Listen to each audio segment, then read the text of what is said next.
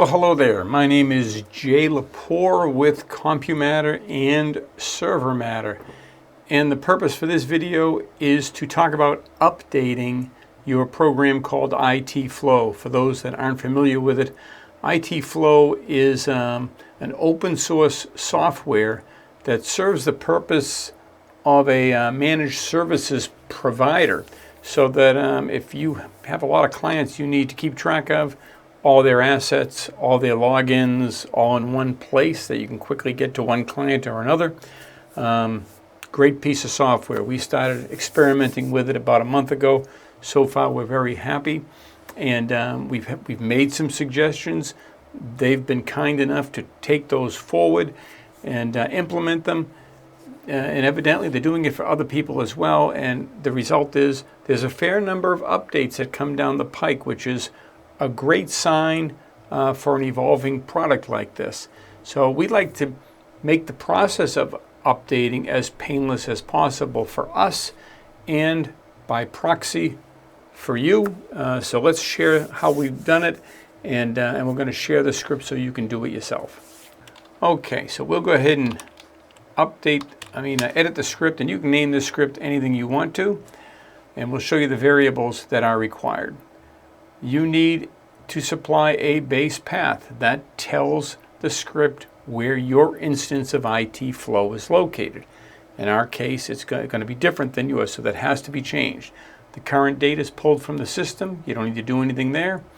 The MySQL username and password that you will use to export the database, because we are going to export a copy of this database in the process to make sure that if anything does go wrong, you've got your original data.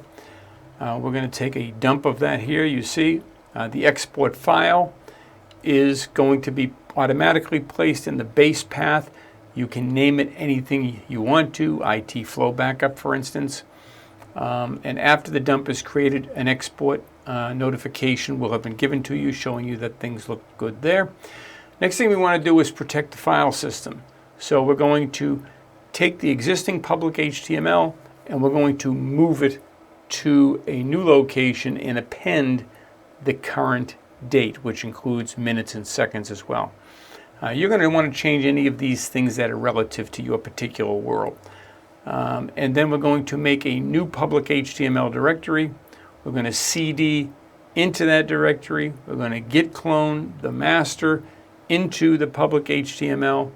When we're done, we're going to copy the uploads folder from our previous install, which has already been copied to an exported location, and we're going to copy that into our current new install, and we'll do the same with the config.php file from the previous install. Lastly, we're going to set permissions for www-data, which may be different in your case, so you can change that if it is recursively. Give your confirmation. Done. So let's run that in real life and see how it looks. And you are going to want to set that file as executable.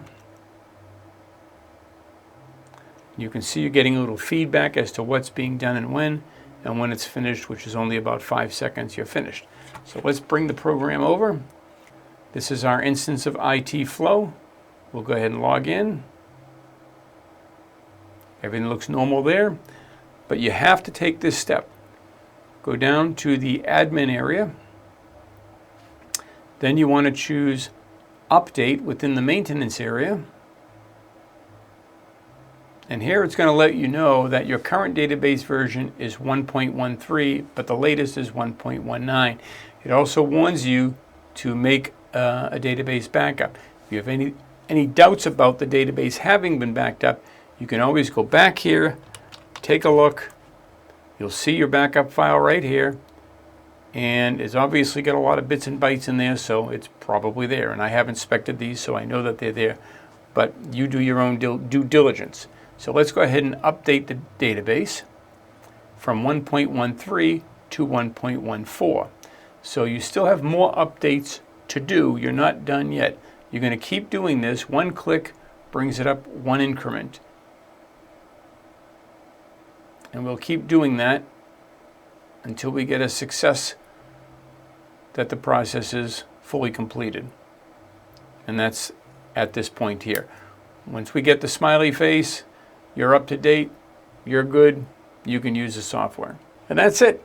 That's all there is to it. I hope this is helpful in your world. Once again, I'd like to thank the people that have created ITFlow for making that an open source project, and hopefully this will be helpful to your community members in their update needs. Thanks for watching. Bye-bye.